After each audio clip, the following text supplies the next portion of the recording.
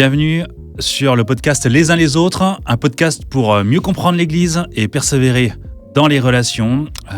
Je suis Samuel, pasteur de l'Église Action Biblique de Héricourt et psychologue de métier, et toujours accompagné par mon cher Quentin, pasteur dans l'Action Biblique Héricourt dans l'Est de la France, avec Sam. Ouais, c'est vrai que je dis Héricourt, je devrais pas le dire. Pourquoi ? J'en sais rien, tu dis dans l'Est de la France. Je sais pas. Pour faire un truc un peu mystérieux. Après, Héricourt, c'est très connu. Donc, Héricourt, c'est extrêmement connu. Voilà. Et donc, pour cet épisode, nous allons parler de quelque chose qui vous est sans doute étranger parce qu'on n'en entend pas beaucoup parler. En tout cas, dans les milieux que moi j'ai pu fréquenter, je n'en avais jamais entendu parler. On va parler de l'alliance de membres. Oui. Et pour aujourd'hui, c'est moi qui vais davantage poser des questions pour effectivement réfléchir à cet élément qui n'est pas non plus présent dans la Bible, je crois. Il n'y a pas l'expression alliance de membres. Non. Mais on va voir comment est-ce qu'on articule ça et que finalement ce terme est bien pratique pour rassembler certains éléments fondamentaux que constitue l'Église locale. Du coup, Quentin, c'est quoi une alliance de membres ? Une alliance de membres. Alors, on utilise le terme alliance de membres, on aurait pu utiliser le terme engagement de membres, charte de membres. En fait, ça définit et précise ce que ça veut dire et ce que ça signifie être membre d'une église locale, dans le concret.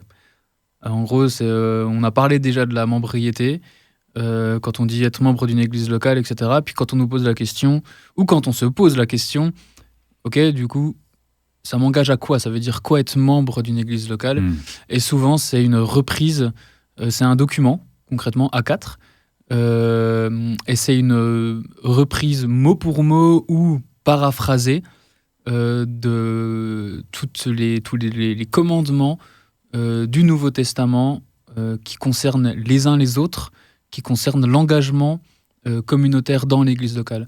Prendre soin les uns des autres, s'exhorter les uns les autres, se soutenir les uns les autres, etc., etc. Il y en a beaucoup. Et de tout ce que c'est l'engagement d'un chrétien dans une église, c'est résumé en partie dans la charte de membres ou dans l'alliance de membres. Moi, j'aime bien le terme alliance de membres. Mon petit côté réformé baptiste. Tout ce qui est alliance, on aime bien ça. Ouais. Mais je trouve ça pas mal. De côté, on fait alliance, c'est qu'on s'engage. Voilà. Très bien. Et du coup, si c'est des choses qu'on retrouve régulièrement dans le Nouveau Testament, pourquoi est-ce que c'est rare dans nos milieux aujourd'hui ? Bonne question, parce que historiquement, en tout cas dans les premières églises congrégationalistes, c'est-à-dire des églises qui faisaient communauté dans le sens qu'elles n'étaient pas liées à un État, c'était en Angleterre, après la réforme au XVIIe siècle. En fait, ce qui faisait qu'elles étaient églises, c'est qu'elles avaient une alliance de membres. En fait, les premières églises congrégationalistes et baptistes, réformées baptistes, avaient deux documents, la 1689, ou une confession de foi, et une alliance de membres. En gros, c'était qu'est-ce que l'on croit et à quoi on s'engage ensemble. Et en fait, être membre de l'église locale, c'était adhérer au fait qu'on allait vouloir vivre les uns les autres, vouloir vivre l'alliance de membres, qu'on s'engageait à vivre l'alliance de membres. Pourquoi ça s'est perdu ? Je sais pas, faudrait regarder, j'ai pas vraiment de théorie là-dessus. Dans tous les cas, quand on prend au sérieux ce que dit le Nouveau Testament sur l'Église et sur notre rôle dans l'Église, qu'on ait un document ou pas, on vit d'une certaine manière l'alliance de membres. C'est comme la confession de foi. Qu'on ait une confession de foi écrite ou pas, en fait, on en a une. Donc, le fait qu'il y ait une alliance de membres ou pas, en fait, on vit, on essaie de vivre et de mettre en application les uns les autres. Ce que je trouve toujours bien de l'écrire, c'est que c'est écrit, c'est que c'est clair, transparent, et c'est aussi un moyen pour se poser des questions de où est-ce qu'on en est par rapport à notre ministère de membres de l'église locale. Là, tu as donné quelques avantages et certaines utilités de l'alliance de membres. Est-ce qu'il y en a d'autres utilités, puisque c'est déjà dans la Bible ? Oui. Je rebondis sur ce que je disais à la fin, mais pour moi, ça nous rappelle vraiment ce que c'est que s'engager et faire partie d'une église. Ce sera dans ma liturgie de dimanche, mais ça me fait penser à ça. C'est que c'est pas prendre un siège le dimanche, c'est pas prendre à s'asseoir sur un siège le dimanche, faire partie d'une église, mais c'est prendre une place dans la communauté. Et ça nous rappelle de c'est quoi l'église et de c'est quoi aussi s'investir dans l'église. Régulièrement, je pense que ça nous arrive à tous, on veut s'investir plus dans l'église et on a une personne qui vient nous voir et qui nous dit j'aimerais faire quelque chose dans l'église pour servir l'église, pour faire plus de choses. Où est-ce que je peux servir? Où est-ce qu'il y a de la place? Et en fait, je trouve ça intéressant d'avoir l'alliance de membres parce qu'elle nous rappelle de c'est quoi s'investir dans l'église en comparaison de s'investir dans le fonctionnement de l'église et de s'investir dans la structure de l'église. Je m'explique. Par exemple, pour moi, il y a des services dans le fonctionnement de l'église qui sont indispensables. Tu vois, les chanteurs, des musiciens, la projection, ou alors imprimer des bulletins si on chante sur bulletin. Toutes ces choses-là, c'est bien, et c'est indispensable, mais c'est s'investir dans le fonctionnement et dans la structure de l'église. Mais c'est pas forcément s'investir dans l'église. Quand on parle de l'église, on parle de l'assemblée, et du coup, on parle de relation. Et moi, ce que je dis souvent à ces personnes-là, c'est de se dire, tiens, tu veux t'investir dans l'église, c'est pas forcément faire quelque chose de public, c'est pas forcément faire un service précis, mais ça peut être s'impliquer davantage dans les relations. De qui est-ce que tu peux prendre soin particulièrement dans l'église? Et l'alliance de membres, ça nous rappelle le soin des uns des autres. Et je pense qu'il y a deux types quand même de réflexion, c'est de se dire de qui je prends soin, et aussi de se dire si on est un membre aguerri, on va dire, qui est dans l'église depuis plus longtemps, un peu plus mature, c'est de se dire qui sont les personnes les plus jeunes, ou quelles sont les personnes qui viennent d'arriver, de qui je dois prendre le plus soin. Et c'est ce qu'on dit souvent aussi, c'est que, par exemple, quand on parle de l'accueil pendant le culte, de l'accueil de l'église, en fait, c'est le ministère de membres de tout le monde. Tout le monde a un badge accueil le dimanche pour accueillir et puis pour prendre soin des personnes autour. Ça ne veut pas dire qu'on va tous le faire, mais ça veut dire que quand on réfléchit à ce qu'est l'alliance de membres, quand on réfléchit à ce qu'est notre ministère de membres, c'est toutes des choses très pratiques. De se dire, tiens, celui-là, il est seul. Tiens, celui-là, il est nouveau, puis il est tout seul. En fait, telle personne, ça fait longtemps que j'ai pas eu de nouvelles, et du coup, ce serait peut-être bien d'aller l'inviter à manger, à boire un coup, à discuter, comment ça va, etc., etc. Donc moi, j'aime bien l'utilité de l'alliance de membres parce que ça nous rappelle vraiment que s'investir dans la communauté, c'est pas passer des slides le dimanche. C'est bien de le faire, j'ai rien contre ça. Comprenez-moi bien. Mais c'est passer du temps à prendre soin les uns des autres de manière concrète dans les relations. Comment on l'a fait vivre cette alliance de membres? Alors tu l'as dit d'une manière un peu implicite avec le fait de le faire, voilà, il y a les uns les autres les responsabilités, mais on va dire d'un point de vue un peu plus formel, ce document-là, comment tu... Ouais, alors il y a plein de manières de pouvoir le faire vivre. Nous déjà, en tout cas moi je pense que c'est une porte d'entrée dans l'église, c'est de se dire, on présente clairement ce que la Bible nous demande de vivre en tant que membre de l'église locale. Donc déjà, ça fait un petit peu le tri, entre guillemets, pour les personnes qui, entre le côté consommateur, je viens écouter ma prédique, je viens au karaoké le dimanche matin. C'est un peu ça, mais il y a une différence entre une église et puis chanter côte à côte, quoi. Ouais.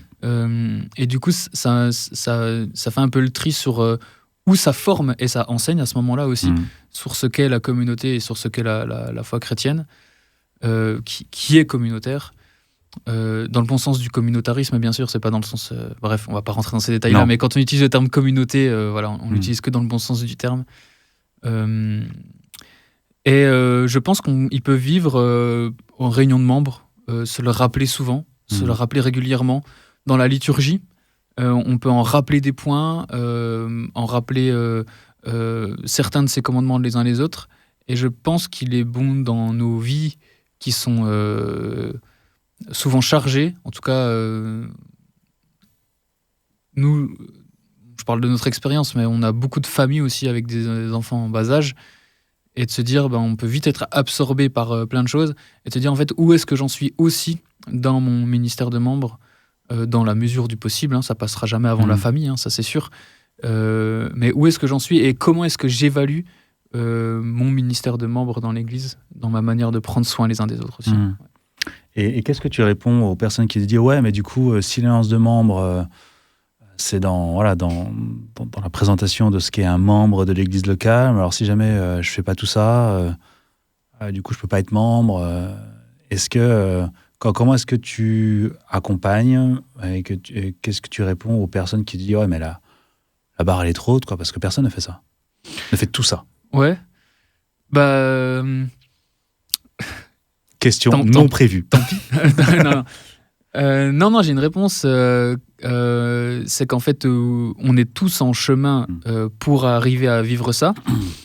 La barre, elle est trop haute, oui, mais en même temps, c'est ce que Dieu nous demande. Ouais. Donc, on ne peut pas mettre la barre moins haute que ce que Dieu nous demande.